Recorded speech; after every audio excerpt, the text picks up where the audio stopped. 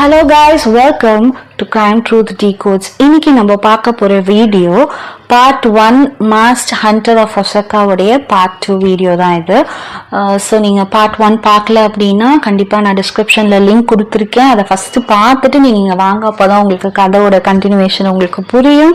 And கண்டிப்பாக வீடியோவோட end வரைக்கும் பாருங்கள், ஒரு பயங்கரமான ஒரு ட்விஸ்ட் இருக்குது உங்களுக்கு இந்த வீடியோவில். So you will know who it was and நீங்கள் இந்த ட்விஸ்ட் எதிர்பார்த்துருக்க மாட்டீங்கன்னு நான் நினைக்கிறேன். ஸோ கடைசி வரைக்கும் பாருங்கள், ஒரு லைக் கொடுங்க, ஒரு ஷேர் பண்ணுங்கள், கமெண்ட் போடுங்க. ஸோ உங்களுடைய மோட்டிவேஷன் தான் என்னை வந்து ஃபர்தராக வீடியோஸ் போட வைக்கும். ஸோ பார்ட் 1 உடைய ஒரு குட்டி ஜிஸ்ட் நான் கொடுத்துட்றேன். ஸோ நம்ம என்ன பார்த்தோம் அப்படின்னா, ஒசாக்காவில் மர்டர் நடந்துகிட்டே இருக்கு கண்டினியூஸாக. ஸோ டோட்டலாக 7 பாடிஸ் கிடைக்குது போலீஸ்க்கு. ஒருத்தருக்கு ஒரு ஃபேஸும் ஒரு ஸ்மைல் காவ் பண்ணப்பட்டிருக்கு. பட் கில்லருடைய எந்த ஒரு தடயமுமே இல்லை. ஸோ மக்கள் எல்லாமே பீதியில இருக்காங்க. ஒரு விக்டிமையும் கில்லர் வந்து 90 செகண்ட்ஸ்ல கொண்டு இருக்கான்னு சொல்லி நம்ம பார்த்தோம். ஸோ அதோட கண்டினியூவேஷன் தான் நம்ம வந்து இப்போ பார்க்க போறோம். ஸோ 2 months ஆச்சு. 7 மர்டர்ஸ் நடந்துருச்சு. 7 டெட் பாடிஸ் கையில இருக்குது. அவங்க ஒருத்தருக்கும் அடக்கம் பண்ணிட்டு இருக்காங்க, எல்லா தடயத்தையும் எடுத்துக்கிட்டு. பட் அங்க தடயம் எதுவுமே இல்லை. அவங்களால கலெக்ட் பண்ணக்கூடிய ஒரே ஒரு விஷயம், எல்லாருக்கும் ஒரே ஆங்கிள், ஒரே பிரெத்து லெங்க்ல காவ் பண்ணப்பட்ட வரையப்பட்ட ஒரு எரி ஸ்மைல் மட்டும்தான் ஒரு க்ளூவா இருக்குது. ஸோ போலீஸ் எல்லாம் பயங்கரமா குழம்பி போயிருக்காங்க. யாருதான் இருக்கும், எப்படிதான் இவங்களை வந்து கண்டுபிடிக்கிறது அப்படின்னு சொல்லிட்டு. அடுத்த விக்டம் யாரா இருக்குமோ? ஆல்ரெடி நான் சொன்ன மாதிரி ஒரு போலீஸுடைய பொண்ணை இறந்திருக்காங்க. ஸோ அப்படி இருக்கும்போது போலீஸுடைய பொண்ணுக்கும் சேஃப்டி கிடையாது, ஒரு குழந்தைக்கும் சேஃப்டி கிடையாது, ஒரு மேன், ஒரு ஏஜ் மேன், யாருக்குமே சேஃப்டி இல்லைன்னு சொல்லி ரொம்ப பயந்தாங்க மக்கள். அந்த ஒசாகா ஸ்ட்ரீட்ல நடந்து போறதுக்கே நைட் டைம்ல பயப்பட ஆரம்பிச்சிட்டாங்க. ஸோ அப்போ வந்து ஒரு நாள் நைட்டு வந்து ஒரு கால் வருது போலீஸ் ஸ்டேஷனுக்கு. நிறைய கால்ஸ் வரும். அந்த மாதிரி அந்த போலீஸ் எடுத்து பேசும்போது அடுத்த லைன் அந்த சைட்ல ஒருத்தர் சொல்றாரு, நான் வந்து அவனை பார்த்தேன், நீங்க வந்து நியூஸ்ல போட்ட அந்த மாஸ் கில்லரை நான் பார்த்தேன் அப்படின்னு. போலீஸ்க்கு வந்து ரொம்ப எக்ஸைட் ஆயிடுச்சு. யாரு, எங்க, நீங்க எங்க இருக்கீங்க? இப்ப அந்த காலர் வந்து சொன்னவர் வந்து பயங்கர பதட்டமா பயந்து போய் சொன்னனால போலீஸ் சொல்றாங்க, நீங்க பதட்டப்படாதீங்க, பயப்படாதீங்க, நீங்க வந்து சேஃபான இடத்துல இருக்கீங்கன்னா அங்க வந்து பேசுங்க, இல்லைன்னா நீங்க வந்து போலீஸ் ஸ்டேஷனுக்கு வாங்க அப்படின்னு சொன்னோன்னா ஆக்சுவலா கால் பண்ணது ஒரு டாக்ஸி டிரைவர். ஸோ அவசரமா அந்த காரை நேரா கொண்டு போய் ஒசாகா ஸ்டேஷன்ல போய் நிறுத்துறாரு. நிறுத்திட்டு உள்ள ஓடி போய் போலீஸ் கிட்ட போய், நான் தான் கால் பண்ணேன், நான் வந்து அந்த கில்லரை பார்த்தேன், அந்த மாஸ்ட் கில்லர் வந்து நீங்க நியூஸ்ல போட்டிருந்தீங்களா, அவனை பார்த்தேன் அப்படின்னோடனே போலீஸ் வந்து உட்கார வச்சு அவங்களுக்கு தண்ணி எல்லாம் கொடுத்துட்டு, சொல்லுங்க நீங்க என்ன மாதிரி பாத்தீங்க, அவன் எப்படி இருந்தான்னு சொல்லிட்டு அவங்க நோட் பேட் எடுத்து நோட் பண்ண ஆரம்பிச்சாங்க. ஸோ இந்த டாக்ஸி டிரைவர் சொல்றாரு, ஐ saw a man in a grey hoodie. So grey hoodie போட்டோம்னா ஒரு ஃபாக்ஸ் மாஸ்க் அணிஞ்சிருந்தா. நான் ஏற்கனவே சொன்ன மாதிரி ஜப்பான்ல அதை வந்து ஒன்னி மாஸ்க் அப்படி சொல்லுவாங்க. ஸோ ஒன்னி மாஸ்க் போட்டிருந்தான். And he was standing motionless in front of a bus stop. ஒரு பஸ் ஸ்டாப்ல, ஒசாகா ஸ்ட்ரீட் பஸ் ஸ்டாப்ல நின்றுட்டு இருந்தான். அவன் வந்து என்னையே முறைச்சி பார்த்துட்டு நின்றுட்டு இருந்த மாதிரி இருந்தது. பட் நான் வந்து என் டாக்ஸியை ஸ்டாப் பண்ணல, நான் நேராக வந்துட்டேன் அப்படின்னு சொல்லிட்டு சொல்றாரு.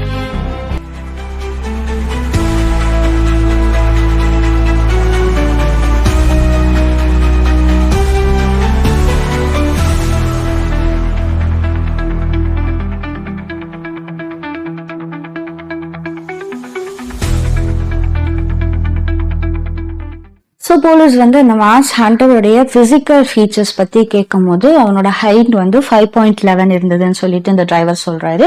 அண்ட் ஒரு பாடி வந்து நல்லா மிலிட்ரி பில்ட் பாடி மாதிரி இருந்தது. ஸோ ஆர்மி பீப்புள்லாம் பார்த்தீங்கன்னா அவங்களோட பாடி ஃபீச்சர் வந்து நல்லா பாடி பில்ட்டா இருப்பாங்க, நல்லா ஸ்ட்ராங்கா தெரிவாங்க, ஒரு மாதிரி ஸ்டிஃபா நடப்பாங்க. ஸோ அப்படிதான் அவன் வந்து நடந்து அந்த பஸ் ஸ்டாப்க்கு வந்திருக்கான். அண்ட் ஆல்சோ அவனோட தலை வந்து திருப்புல நேரா பார்த்து அப்படியே ஸ்டிஃபா பாடி வச்சுட்டு நடந்து வந்திருக்கான். அவனுடைய ஜாக்கெட் கடியில ஏதோ ஒண்ணு வச்சிருந்தான், மறைச்சு வச்சிருந்தான் அப்படின்னு சொல்லிட்டு இந்த டிரைவர் சொல்றாரு. ஸோ அது எல்லாத்தையும் போலீஸ் வந்து நோட் பண்ணிக்கிறாங்க. ஸோ இப்போதைக்கு ஒரு க்ளூமே 6 மாசம் 7 மாசமா இல்லாதப்போ ஒருத்தர் வந்து அதிசயமா வந்து ஒரு க்ளூ, ஒரு விட்னஸ் வந்திருக்காரு அப்படின்னோடனே போலீஸ்க்கு வந்து ஒரு ஹோப் கிடைச்சது, இந்த கேஸ் வந்து கோல்ட் கேஸா மாறாது அப்படின்னு சொல்லிட்டு. ஸோ இந்த டிரைவருடைய சேஃப்டியை வந்து இன்ஷூர் பண்ணிட்டு அவரை அனுப்பிட்டு, ஏன்னா கில்லர் வந்து டிரைவரோட ஃபேஸை பார்த்திருக்கான். ஸோ கண்டிப்பா டிரைவர் சொல்லிடுவாருன்னு எல்லாருக்கும் தெரியும். ஸோ அவங்களுக்கு தேவையான ப்ரொடெக்ஷனை கொடுக்கறதுக்கு போலீஸ் அரேஞ்ச் பண்ணிட்டு ஒரு சைடு ஒரு டீம் ஆஃப் போலீஸ் வந்து இதை பத்தி டிக் பண்றதுக்காக என்ன பண்றாங்கன்னா, இப்ப இவங்க கையில இருக்க ஒரே ஒரு க்ளூ ஒரு மிலிட்ரி பில்ட் பாடி இருக்கு அப்படின்னு சொல்லிட்டு. ஸோ எல்லாத்தையுமே அவங்க ஃபில்டர் பண்ணி பார்க்கும்போது சரி நம்ம ஃபர்ஸ்ட் இங்கிருந்து ஆரம்பிக்கலாம். ஸோ மிலிட்ரினால இட்ஸ் ஈஸி இல்லை. இப்போ ஜப்பான் மிலிட்ரி பீப்புளை மட்டும் நம்ம ஷார்ட் லிஸ்ட் பண்ணோம் அப்படின்னா, ஒரு ப்ரொஃபைல் கிரியேட் பண்ண போறோம் அப்படின்னா அது கம்பேரிட்டிவ்லி ஈஸி. ஸோ வந்து அவங்க வந்து they are seeking the military for a profile. So military officers கிட்ட அடுத்த நாள் வந்து போலீஸ் காலையில ஒரு டீம் போறாங்க. போய் அந்த ஆஃபீஸர் மிலிட்ரி ஆஃபீஸர் கிட்ட போய் இந்த மாதிரி எங்களுக்கு ஒரு டவுட் இருக்கு, உங்களுடைய மிலிட்ரி பீப்புளுடைய ஃபைல்ஸ் பார்க்கணும் அப்படின்னோன்னு கரண்ட் ஃபைல்ஸ் பார்க்குறாங்க. ரொம்ப அப்படி இதுவா இருந்த மாதிரி எதுவும் அவங்களுக்கு கிடைக்கல. அப்படி குழம்பி போயிருக்கும் போது ஒரு ஆஃபீஸர் வந்து சொல்றாரு, ஆனா எனக்கு ஒரு ஆஃபீஸர் தெரியும், முன்னாடி ஒருத்தர் இருந்தாரு, அவர் வந்து பயங்கர ஷார்ட் டெம்பர் பர்சன் அப்படின்னோடனே போலீஸ் வந்துட்டு சரி அவர் ப்ரொஃபைல் காமிங்க, ஆனா அவர் இப்போ அவரை கூப்பிடுங்க அப்படின்னு ஃபர்ஸ்ட் சொல்றாங்க. அவர் இங்க ஒர்க் பண்ணல அப்படின்னோடனே ஏன் கேட்டோம்னா நாங்க டிஸ்மிஸ் பண்ணிட்டோம், அவருடைய ஆங்கர் இஷ்யூ வந்து பயங்கர எக்ஸ்ட்ரீமா இருந்தனால எங்களால அவர் வந்து மென்டலி நாட் ஃபிட்னு சொல்லி நாங்க வந்து அவரை வந்து டிஸ்மிஸ் பண்ணிட்டோம் அப்படின்னு சொன்னோன்னே ஓகே அப்போ அவரோட ஃபைலை கொண்டு வாங்கன்னு சொன்ன உடனே போலீஸும் அந்த மிலிட்ரி பீப்புளும் போய் அந்த ஃபைலை வந்து ரிகவர் பண்றாங்க, அந்த பர்சனுடைய ஃபைல். ஸோ அவர் யாரு அப்படின்னு பார்த்தீங்கன்னா டக்கீஷி அராட்டா அப்படின்னு சொல்லி ஒரு மிலிட்ரி ஆஃபீஸர். அவர் வந்து ஒரு சோல்ஜரா இருந்திருக்காரு முன்னாடி. ஸோ அவர்னால தான் பாடி பில்டா தெரிஞ்சிருக்காரு அந்த டிரைவருக்கு. ஸோ இவர் தான் சொல்லி கன்ஃபார்ம் பண்ணல, பட் இவரோட ப்ரொஃபைலும் அந்த டிரைவர் சொன்னதும் கிட்டத்தட்ட மேட்ச் ஆகிற மாதிரி இருக்கு. And this fellow, this Arata, Takeshi Arata வந்து he was working in the explosive unit. So மோஸ்டாவே ஆர்மி, நேவி, போலீஸ் எல்லாத்துலயுமே மந்த்லியோ இல்ல இயர்லியோ வந்து அவங்களுக்கு சைக்காலஜிக்கல் டெஸ்ட் எப்பவுமே கண்டினியூஸா வைப்பாங்க. ஏன்னா யாருமே வந்து டிப்ரெஷன்ல இருக்கவங்களோ இல்ல மென்டலி ஐ மீன் லைக் டிப்ரெஷன்ல இருந்து அவங்க அக்ரெசிவ் ஆகி சைக்கோத்தனமா பிஹேவ் பண்றவங்களாம் வந்து they cannot be in these forces because it may harm the people and the other people. இல்லைன்னா ஒரு கண்ட்ரியை கூட ஹார்ம் பண்றதுக்கு வாய்ப்பு இருக்குன்னு சொல்லி அவங்களெல்லாம் டிஸ்சார்ஜ் பண்ணிடுவாங்க. ஸோ அந்த மாதிரி தான் இவருக்கு சைக்காலஜிக்கல் டெஸ்ட் பண்ணப்போ he had a psychological breakdown அவங்க வந்து சைக்காலஜிஸ்ட் வந்து எழுதி கொடுக்குறாங்க. அதனால டக்கீஷி அராட்டாவை டிஸ்மிஸ் பண்ணிட்டாங்க. டக்கீஷி அராட்டா வந்து என்ன அவருக்கு இருக்கிற டேலண்ட் அப்படின்னு பாத்தீங்கன்னா, இப்ப சோல்ஜர்ஸ்னாலுமே அவங்களுக்குள்ள வந்து ஷார்ட் என்ன சொல்ல ஃப்ரீ டைம் கொடுப்பாங்க, கொஞ்சம் அவங்களுக்கு என்டர்டெயின் பண்ணிக்கிறதுக்கு time கொடுப்பாங்கல்ல.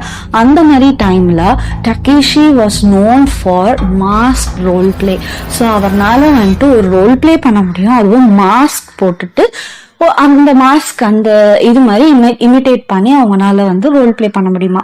And also he was highly obsessed with yokai mask. Yokai mask தான் ஒன் ஆஃப் த மாஸ்க் வந்து ஒன்னி மாஸ்க். ஸோ ஜப்பான்ல ரொம்ப காமன், அது மாஸ்க் வந்து ரொம்ப காமன். ஸோ அதுல டிஃப்ரெண்ட் ஃபேஸ்ல டிஃப்ரெண்ட் ஆர்ட் ஒர்க்ஸ்ல இருக்கும். ஸோ அதுல யோக்காய் மாஸ்க் வந்து ஹி வாஸ் ஹைலி அப்சஸ்ட். அது மட்டும் இல்ல, he always showed violent outbursts. கோவம் வருதுன்னா ஜஸ்ட் கத்திட்டு போறதோ இல்ல ஜஸ்ட் பொருளை தூக்கி போடுறதோ கிடையாது, ரொம்ப வயலண்ட், எல்லாத்தையும் உடச்சி போட்டு அலறி ஒரு மாதிரி கையில கிடைக்கிறதுலாம் எடுத்து உடச்சி மக்களை வந்து ரொம்ப என்ன சொல்ல அபியூசிவா திட்டி அந்த மாதிரி அன்கன்ட்ரோலபிள் அவுட்பர்ஸ்ட் அவருக்கு வந்து வருமா. And also most of the time night டைம்ல டிஸப்பியர் ஆயிடுவாராம் அவரோட டார்மெட்டரியில இருந்து. he won't be there in the night. Long ஹார்ஸ்க்கு அப்புறம் he'll come back and he will நார்மலா படுத்துட்டு காலைல எழுந்திருப்பாரு. ஸோ இந்த டாம்ல அவங்க கூட இருக்கிற டாம்ல இருக்கிற மற்றவங்கள அதை நோட் பண்ணி இன்ஃபார்ம் பண்ணியிருப்பாங்களே போலீஸ், ஐ மீன் சாரி மிலிட்ரி கிட்ட. ஸோ அதை தான் வந்து மிலிட்ரி சொல்றாங்க. ஸோ போலீஸ் வந்து ஓகே ஃபைன், இப்போ டக்கீஷி அராட்டா கண்டிப்பா வந்து டிஸ்சார்ஜ் ஆகும்போது they have to leave their என்ன சொல்ல லிவிங் அட்ரஸ். ஸோ அவங்க கரண்டா எங்க இருக்கிறாங்க அப்டேட்ஸ் கொடுத்துட்டே இருக்கணும். ஸோ அந்த மாதிரி அப்டேட்டை வாங்கிட்டு அவன் எங்க இருக்கான்னு சொல்லி கண்டுபிடிச்சு அவனுடைய அப்பார்ட்மெண்ட்டுக்கு ரெய்ட் எடுத்து போறாங்க. பார்த்தா அங்க போனா அங்க டக்கீஷி அராட்டா இல்ல. He was gone. ஸோ அந்த மாஸ்ட் மேன் அங்க இல்ல, டக்கீஷி அராட்டா அவனோட அப்பார்ட்மெண்ட்ல இல்ல.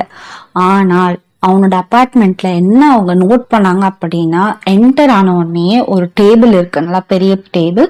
அந்த டேபிள்ல அவங்க கண்டுபிடிச்சாங்க தெரியுமா, அவங்க கிட்ட இருந்த ஒரே க்ளூ என்ன, அந்த ஒன்னி மாஸ்க் தான். ஒரு பாடி பக்கத்துலயும் ஒரு ஒன்னி மாஸ்க் இருந்தது, ஒரு fox mask, white fox mask இருந்ததுல அதே மாஸ்க் அங்க அடுக்கப்பட்டு இருக்கு.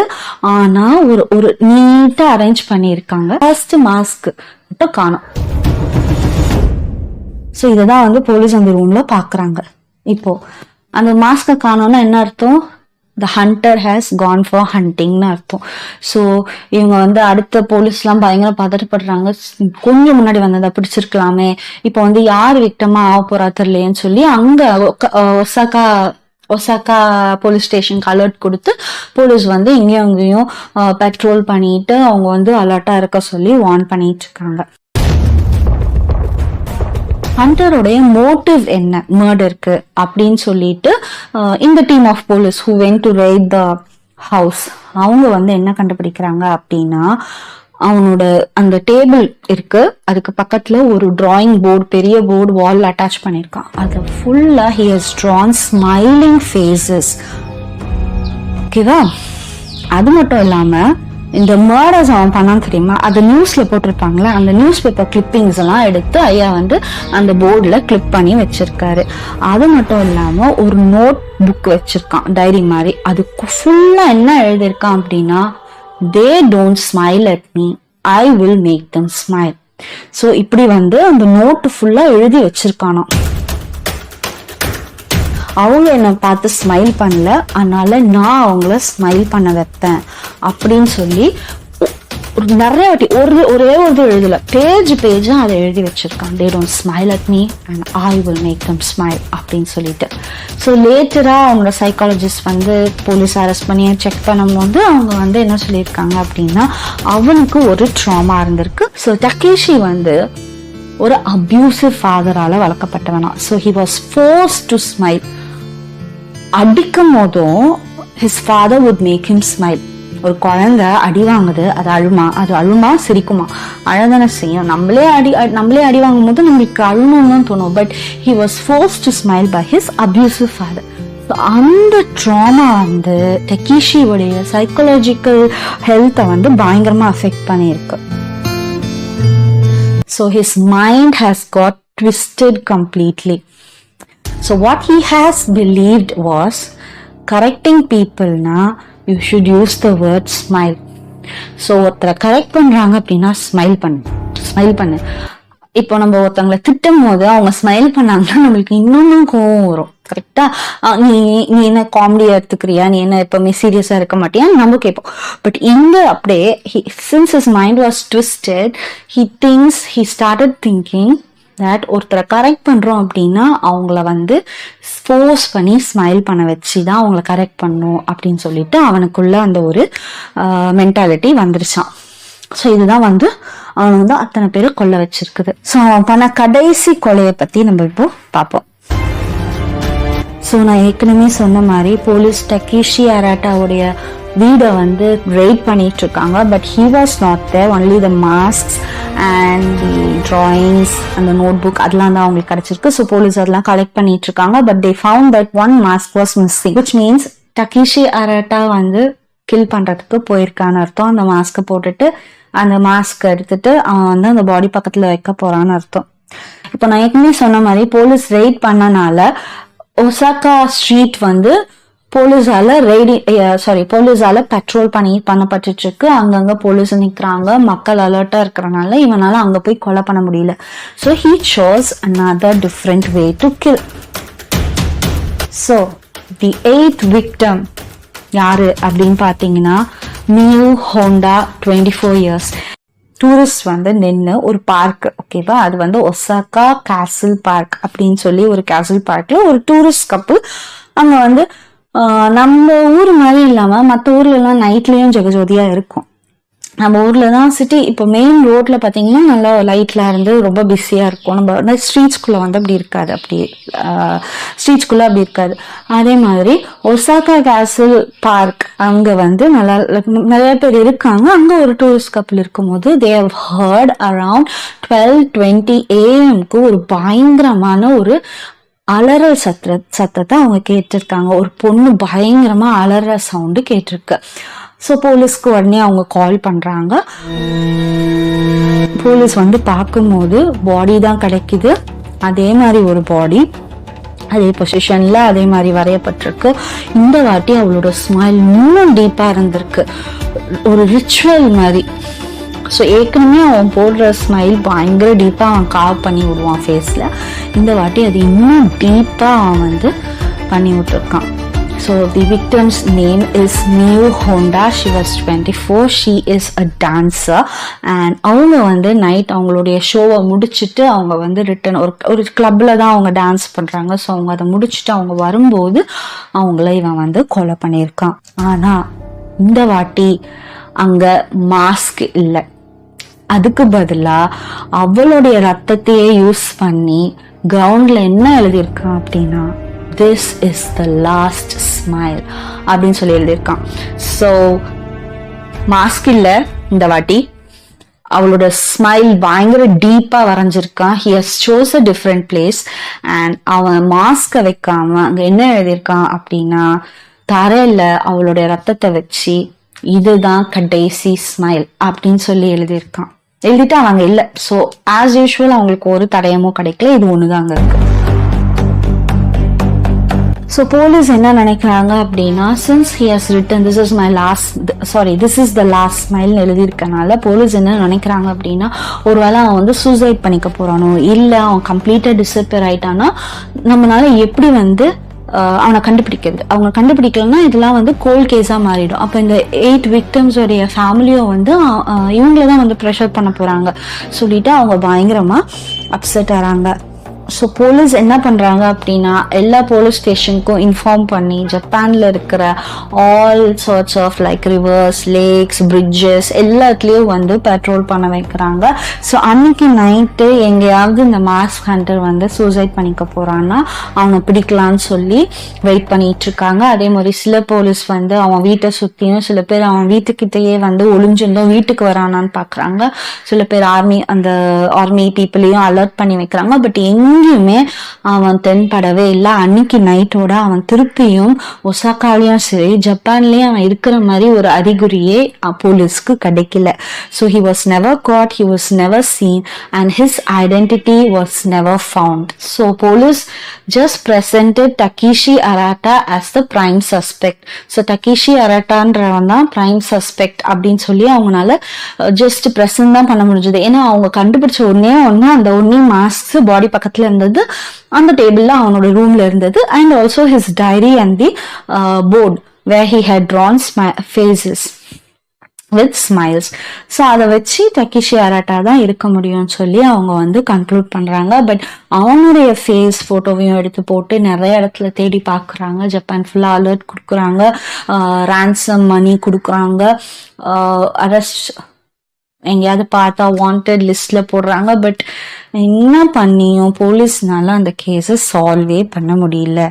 கோர்ட் ஃபைனலா என்ன டிக்ளேர் பண்றாங்க அப்படின்னா, insufficient evidence to charge the suspect. So கேஸை வந்து ஆனா க்ளோஸ் பண்ணல. ஜப்பானுடைய டீம், போலீஸ் டீம் அதை இன்வெஸ்டிகேட் பண்றதுக்கு ரெக்வெஸ்ட் பண்ணி இன்னும் ஓபன் பண்ணி வச்சிருக்காங்க. So the case is open. அந்த மாஸ்க் என்ன பண்ணாங்கன்னா, எல்லா மாஸ்கையும் எடுத்து ஒசாகா லாக்கர், போலீஸ் ஸ்டேஷன் லாக்கர்ல அப்படியே வச்சு பல வருஷமா அது அங்கதான் இருக்கு. கொஞ்சம் வருஷங்கள் கழிச்சு போலீஸுக்கு லைக் இன்ஃபார்மர்ஸ்லாம் இருப்பாங்களா, அவங்க மூலியமா என்ன தெரியுது அப்படின்னா, ஒரு ஃபாக்ஸ் மாஸ்க் அணிஞ்சிட்டு ஒருத்தர் ரூஃப் டாப் மேல ஒரு 1 AM கிட்ட நின்றுட்டு இருந்தாரு. அந்த மாதிரி ஒரு 2-3 பேர் வந்து சொல்லியிருக்காங்க. நைட் அவங்க ரோட்ல நடந்து போகும்போது அவங்க பார்த்ததா அவங்க வந்து இன்ஃபார்ம் பண்ணியிருக்காங்க. பட் போலீஸ் வந்து அதை ஒரு இமேஜினேஷன் தான் எடுத்துக்கிட்டாங்க. ஏன்னா அதுக்கப்புறம் ஒரு டெட் பாடி அவங்களுக்கு கிடைக்கல, ஒருத்தரும் மிஸ் ஆகல, ஒருத்தரும் கொல்லப்படல. So it can be delusion அப்படின்னு சொல்லிட்டு விட்டாங்க. But the local still whispers, the hunter never stops, he just pauses. The local இன்னமும் என்ன சொல்லிட்டு இருக்காங்க அப்படின்னா, the hunter never stops.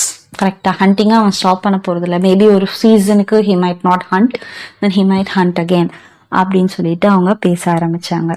இப்போ கதையோட ட்விஸ்டே எங்க இருக்கு அப்படின்னா, இந்த கதை நான் எழுதின ஒரு கதை. இது ரியலா எங்கேயுமே நடக்கல. நல்ல வேலை, இப்படி ஒரு ஹண்டர், இப்படி ஒரு மாஸ்ட் மேன் உலகத்துல எங்கேயுமே இல்லை எனக்கு தெரிஞ்சு. So this was all just a fictional story. So உங்களுக்கு இந்த ட்விஸ்ட் நீங்கள் எதிர்பார்த்தீங்களா? நீங்கள் கமெண்ட்ல சொல்லுங்க. So it was just a story, it is not a real story. So ஒசாகான்றது மட்டும்தான் ரியல் பிளேஸ் ஜப்பான்ல இருக்கு, தவிர பேரு எல்லாமே, ஈவன் டக்கீஷி இந்த மர்டரோட பேர் எல்லாமே வந்து it was just mat. Victims யாருமே இந்த மாதிரி பேர்ல இல்லை ஜப்பான்ல. இந்த மாதிரி ஒரு மாஸ்ட் ஹண்டருடைய ஸ்டோரி ரியல் லைஃப்ல நடக்கல, இனிமேல்ட்டும் நடக்க கூடாது. So it was just imagination story, நானா எழுதுனது. ஸோ உங்களுக்கு இந்த ஸ்டோரி எப்படி இருந்தது நீங்க சொல்லுங்க. இந்த மாதிரி ஃபர்தரா இன்னும் ஸ்டோரிஸ் எழுதலாமா நான் அப்படின்னு சொல்லிட்டு உங்களுடைய என்கரேஜ்மெண்ட், உங்க மோட்டிவேஷனை கொடுங்க. அண்ட் இது நான் இன்னும் எப்படி பலப்படுத்திக்கலாம், இல்லை இன்னும் மேலும் எப்படி நான் வந்து டிஃப்ரெண்டா யோசிக்கலாம் அப்படின்னு சொல்லிட்டு ஐடியாஸ் இருந்தாலும் நீங்க வந்து கொடுக்கலாம். ஸோ அண்ட் மெயினாக நான் என்ன சொல்ல நினைச்சேன்னா, இது வந்து என்னோட ஓன் ஸ்டோரி, நான் எல்லாம் காப்பிரைட் இஷ்யூ வரும். ஸோ இந்த வீடியோவை, இந்த ஸ்டோரியை எடுத்து யார் வீடியோ பண்ணாலும் கண்டிப்பாக காப்பிரைட் இஷ்யூ வரும். ஸோ என்னோட பெர்மிஷன் இல்லாமல் நீங்கள் வீடியோவும் பண்ண முடியாது. நீங்கள் இந்த ஸ்டோரியை வேற like you cannot reproduce the story. So அது கொஞ்சம் பார்த்துக்கோங்க, பிகாஸ் காப்பிரைட் இஷ்யூ கண்டிப்பாக வரும். அண்ட் இதுக்கான ரைட்ஸ் எல்லாமே என்னோடது. ஸோ நீங்கள் என்ன காண்டாக்ட் பண்ணிட்டு அதுக்கப்புறம் தான் நம்ம வந்து ஃபர்தராக டிஸ்கஸ் பண்ண முடியும், தவிர நீங்களாம் வந்து இந்த ஸ்டோரி எடுத்து எங்கேயுமே சேனலில் பேசாதீங்க. ஷியோராக காப்பி ரைட் இஷ்யூ வரும். ஸோ கைஸ், கதை எப்படி இருந்ததுன்னு கண்டிப்பாக கமெண்ட்ல சொல்லுங்க. அடுத்த வீடியோவில் பார்க்கலாம். Take care, bye bye. அண்ட் நான் எப்பவுமே சொல்றது தான், choose compassion over cruelty and empathy over violence. Take care, bye bye.